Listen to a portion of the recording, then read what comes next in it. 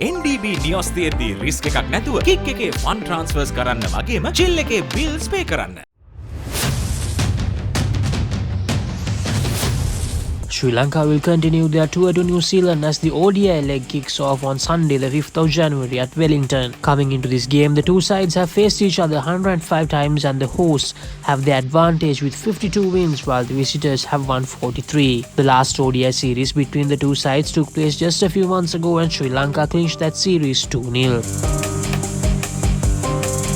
The last ODI assignment for both the sides are against each other and the series took place in Sri Lanka. This series will be a lot different than the earlier one as the surfaces will be much different in New Zealand compared to the slow and turning surfaces in Sri Lanka. The visitors have won 3 consecutive bilateral ODI trophies and adding a series win away from home will be the icing on the cake. New Zealand have played just 6 ODI encounters after the last World Cup and they are trying to set the tone before the all-important Champions Trophy. How the Sri Lankan bowlers will cope up with the flat surfaces in New Zealand will be the biggest question of the series. After playing in spin-friendly conditions for the past year, this is a new frontier for the new-look Sri Lankan bowling attack and it will be a huge part of their learning curve as a team going forward. For New Zealand, it will be the same case as it was during the T20I series as they try to settle in under the permanent captaincy of Mitchell Santner. නිකම් බොරුවට risk එකක් ගන්නේ ඇයි? NDB නියොස් තියෙද්දී risk එකක් නැතුව kick එකේ fun ට්‍රාන්ස්ෆර්ස් කරන්න වගේම චිල් එකේ බිල්ස් පේ කරන්න.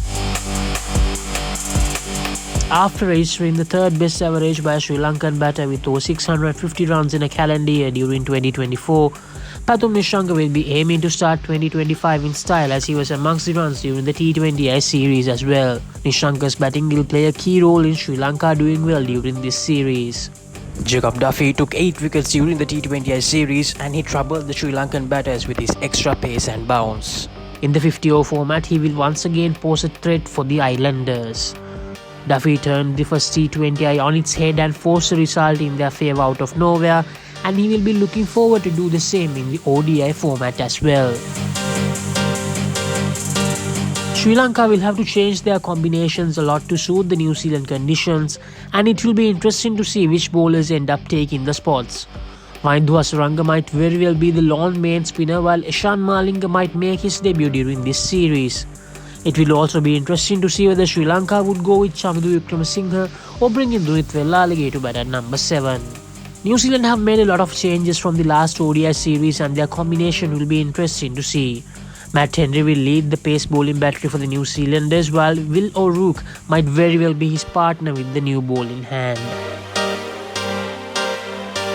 Wellington will host the first game and this will be the first ODI game at the venue in almost 4 years. Sri Lanka are playing a game at this venue after almost the last 4 games at the venue were won by the team that batted first. Hamilton will host the second encounter and in recent memory this round has suited the team that bowled first. The third and last fixture will take place at the iconic Seddon Park in Auckland and in the last few years it's a 50-50 call when it comes to the batting first, bowling first discussion. The weather is expected to be okay for all the 3 games, while a passing shower or 2 might cause some interruptions. Hey, have you heard about Z? Z. We KYC. Easy. Mobile banking. Crazy. Education loans and salary advances. Amazing. Introducing the Digital Youth Account. NDBZ. NDBZ from NDB Bank. The future is banking on us.